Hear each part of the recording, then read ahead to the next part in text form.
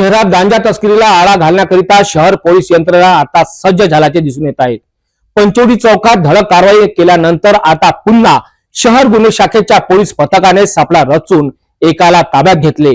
लालखडी ते Navsari ring road वरील मन्नत या हॉल जवळ ही धडक कारवाई करण्यात आली। यामध्ये 20,000 रुपये किमतीचा गांजा पोलिसांनी जप्त केला।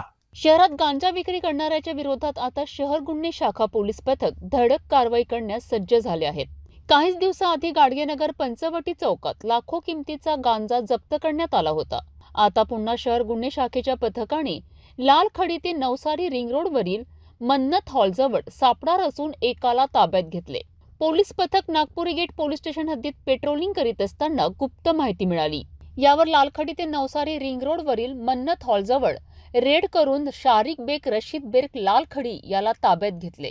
त्यांच्याजवळील 20,000 रुपये किमतीचा गांजा जप्त करण्यात आलाय। दोघांविरुद्ध नागपुरी गेट पोलीस स्टेशन येथे गुन्हे दाखल करण्यात आले। ही कारवाई शहर पोलीस आयुक्त नवीनचंद्र रेड्डी, पोलीस उपायुक्त कल्पना बारवकर, पोलीस उपायुक्त सागर पाटील यांच्या आदेशाने गुन्हे शाखेचे वरिष्ठ पोलीस निरीक्षक गोरखनाथ जाधव, सह पोलीस निरीक्षक मनीष वाकोडे, पोलीस कर्मचारी ईशे खांडे, छोटेलाल यादव, मंगेश लोखंडे, निवृत्ती काकड, अमोल मनोहर, आशिष डवले, योगेश पवार, चालक गजानन सातंगे, किशोर खेंगरे यांनी केली आहे।